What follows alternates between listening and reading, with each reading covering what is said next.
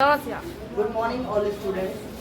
देखो आज हम लोग बात करेंगे। देखो हम पिछले क्लास में हम लोग का खत्म हो गया था topic use of is a mark, use of was were, सभी का 6 स्ट्रक्चर था। आज हम लोग तीसरे टॉपिक के ऊपर जा रहे हैं। तीसरा टॉपिक का नाम है use of has and have. ठीक है, हैज हैव पढ़ेंगे और बता दिए हैं प्रत्येक टॉपिक में 6 स्ट्रक्चर्स आते हैं ना, और हैज एंड हैव में भी आज हम लोग 6 स्ट्रक्चर्स पढ़ेंगे। जिस प्रकार से इज हमारा का एक अपना स्पेशल आइडेंटिफिकेशन था और वॉज वेयर का भी अपना एक आइडेंटिफिकेशन था, ठीक उसी प्रकार से हैज हैव का भी एक आइडेंटिफिकेशन है, उनका भी एक पहचान है। उसमें भी क्या हिंदी के वाक्य में देखने को मिलेगा जो हम लोग समझ जाएंगे कि ये सेंटेंस मेरा किस टॉपिक से लिया गया है, हैज हैव। तो इनका भी एक अपना पहचान होता है। इन्हीं पहचान को देखने का प्रयास करेंगे, समझेंगे, वन बाय वन स्टेप बढ़ेंगे आगे। ध्यान से देखना। और कितना तारीख है आज? ध्यान से देखो। आज हम लोग का टॉपिक स्टार्ट होने जा रहा है use of has and have. Has have का सेंटेंस पढ़ेंगे और विद स्ट्रक्चर। तेरा है क्या? अच्छा ये सवाल है क्या? सर आप ही नहीं आ रहे। अच्छा रुकिए सर, एक आवार है। तो कौन सा टॉपिक पढ़ेंगे? Has have. टॉपिक होगा यूज ऑफ हैज हैव।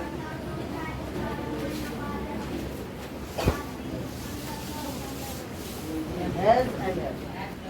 बता दिए थे कि यूज ऑफ इज हमारे का आइडेंटिफिकेशन क्या था, जिस विदाउट वर्ब पढ़ रहे हैं अभी, है ना। याद रहे इस बात को कि विदाउट हम लोग वर्ब पढ़ रहे हैं, इसमें क्रिया नहीं आएगी। हम लोग इज हमारे पढ़ रहे थे, उसमें आइडेंटिफिकेशन का है, हो, हूँ लगा हुआ रहना होना चाहिए। बिना वर्ब का सेंटेंस समझ जाएंगे। एक्सुलरी वर्ब इज हमारे का प्रयोग करेंगे। जैसे दूसरे सेंटेंस में अगर वॉज वेयर एक्सुलरी वर्ब की बात करेंगे तो उसका जो आइडेंटिफिकेशन था, सेंटेंस के एंडिंग में क्या होना चाहिए था? थे, थी, ये होना चाहिए। आज तीसरा टॉपिक स्टार्ट हो रहा है। तीसरा टॉपिक का नाम है हैज हैव और इसका आइडेंटिफिकेशन क्या होगा? कल हम इसके बारे में थोड़ा सा बात किए थे मौखिक के रूप में, है ना। आज हम लोग लिखित के रूप में बात करेंगे। क्या होना चाहिए इसमें? ध्यान से देखना।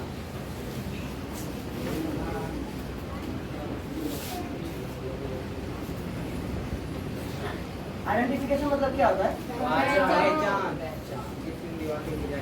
हाँ, वाक्य बोलेंगे, क्रिया नहीं बोलेंगे। क्यों नहीं बोलेंगे क्रिया? क्योंकि ये क्रिया वाला वाक्य हम लोग नहीं पढ़ रहे। आगे बढ़ेंगे। जिस हिंदी वाक्य के अंत में देखो, इसमें 3 बात समझाए थे ना। या तो उस वाक्य के अंत में रहेगा रखता है ना, रखते हैं, रखती है, रखते हैं, रखते हैं। ये तो ये पहला पहचान है। या एक ये दूसरा पहचान क्या होता है?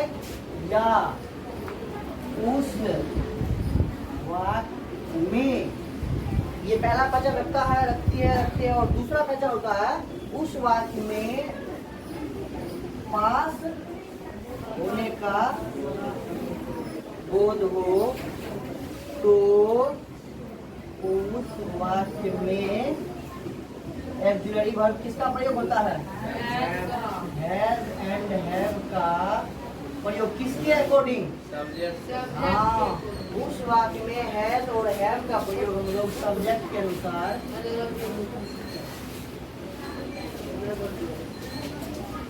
उस वाक्य में किया जाता है।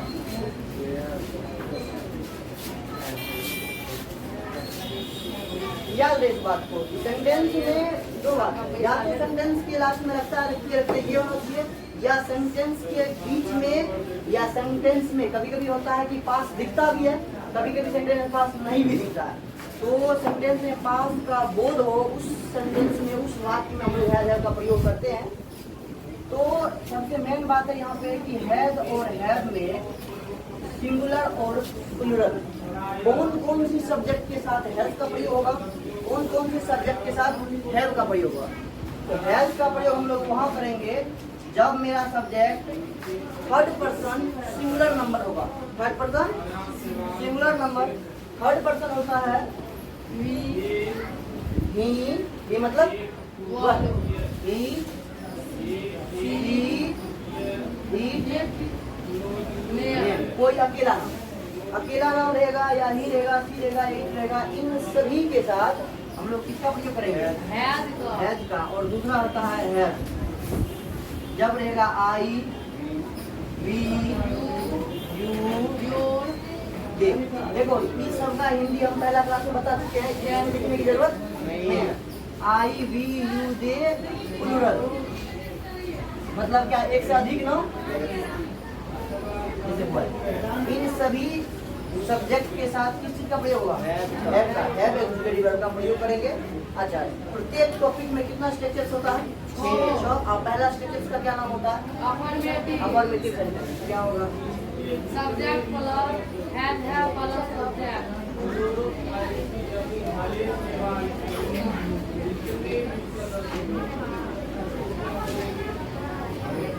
Structure of affirmative sentence. Saurabh बताएगा स्ट्रक्चर ऑफ अफर्मेटिव सेंटेंस का क्या मतलब होता है हिंदी? बनावट। अफर्मेटिव का क्या मतलब होता है? सकारात्मक सेंटेंस मतलब वाक्य, सकारात्मक वाक्य की बनावट है ना। क्या होगा? पहले सब्जेक्ट रखेंगे, हैव रखेंगे, उसके बाद हैज या उसके बाद ऑब्जेक्ट। ठीक है। एग्जाम्पल देखो, अब इस एग्जाम्पल में भले हम इस आइडेंटिफिकेशन में 2 बात रखे, लेकिन एग्जाम्पल में 3 बात है ना। कैसे? श्याम एक कार रखता है। श्याम एक कार रखता है। या श्याम को एक कार। श्याम के पास एक कार है। ये सेंटेंस। या श्याम को एक कार। एक कार है। इसमें तो छिप गया। तीनों सेंटेंस सेम है। तीनों सेंटेंस में हैज हैव का ही प्रयोग होगा और जो इसका बनेगा इंग्लिश, तीनों का वही इंग्लिश होगा। श्याम एक कार रखता है। आइडेंटिफिकेशन के अकॉर्डिंग तो मेरा ये मिल गया है ना, तो लगा दिए हैज हैव। और दूसरा सेंटेंस भी आइडेंटिफिकेशन के अकॉर्डिंग मिल गया, पास है, पास होने का बोध है, पास है, मिल गया। अब बात आता है कि तीसरा सेंटेंस में न ही रखता है और न ही पास का बोध हमको कहीं दिख रहा है, तो हम हैज हैव क्यों लगाए? क्योंकि इस सेंटेंस में पास लिखा हुआ नहीं है लेकिन छुपा हुआ है ना, हाइड है।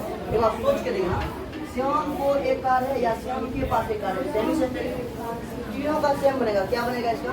Shyam has Shyam has a car. ठीक है। देखिए एक एग्जांपल बताओ हैज हैव वाला। मोहन के पास एक मोहन के पास घर है। घर है। क्या बनेगा इंग्लिश? मोहन के पास एक घर है। क्या बनेगा? मोहन एम। सब मिल के मारो उसको। देखिए मोहन हैज ए हाउस।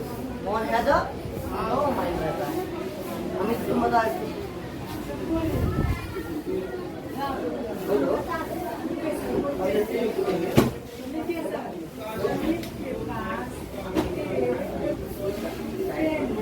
बताओ क्या बनेगा? बोलो।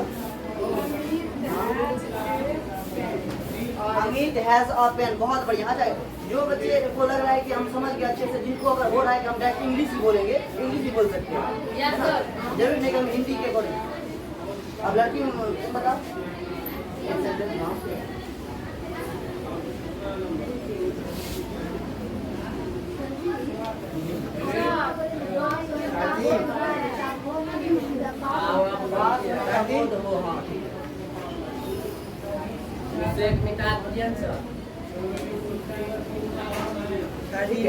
राम डोली के पास एक गाय है। अच्छी बात है, उसकी सेवा बढ़िया से करो। गाय का दूध बहुत अच्छा होता है। क्या बनेगा? Ram has a pen. तुम क्या बोलो? क्या बोली? डोली के पास डोली हैज अ कौ। तुम बताओ। सब सोच लो, सबसे पूछेंगे सर एक बार क्या बनेगा। बोल क्यों रहे हो, कर दो। ठीक है, तुम बताओ विभाग, तुमको सेंटेंस हम देते हैं। असम था, सीता को कलम है, सीता को कलम है। तोरा तो अब ये ले तो हम पहले ये सीता के साथ हैज लगता है, Sita has a pen, Sita has a pen. एक कृष्ण की रात, हाँ बोलो, बोलो मदन के पास क्या है, कलम।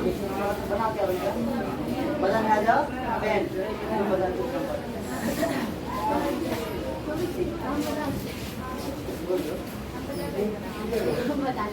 अच्छा ना, समझ क्या बोली, बहुत बढ़िया। आफरीन के पास एक साइकिल है, क्या बनेगा। Afreen had a bicycle. Saurabh Shabnam के पास एक घर है, क्या बनेगा। बहुत बढ़िया, कितना तुम लोग समझ, एक बार में समझ गए हो ना, पकड़ के मार रहे सेंटेंस, अच्छी बात है। तुम बोलो नहीं, बहुत बढ़िया, अच्छा लग रहा है। तो यही तुम लोग भी सोचो, माइंड में सोच लो हिंदी, भाई ध्यान देना एक बात, माइंड में सोच लो हिंदी, उसके बाद इंग्लिश में बोलो तो साथ है जबान का। सौरभ है जे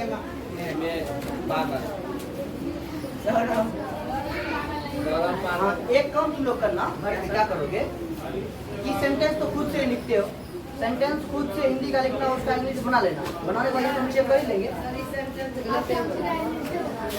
नहीं ठीक है, हिंदी थोड़ा हद है यार, थोड़ा कहीं भी कुछ चलवे नहीं करता है।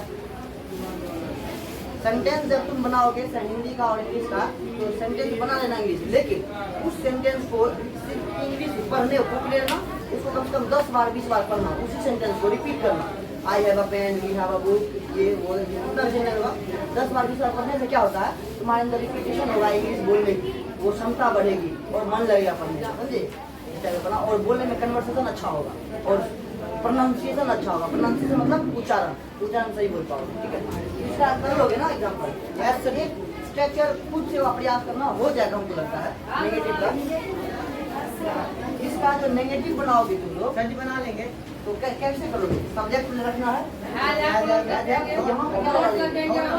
नोट प्लस सब्जेक्ट, सेंटेंस में वही नोट लगा देना, नहीं लगा देना, बनेगा।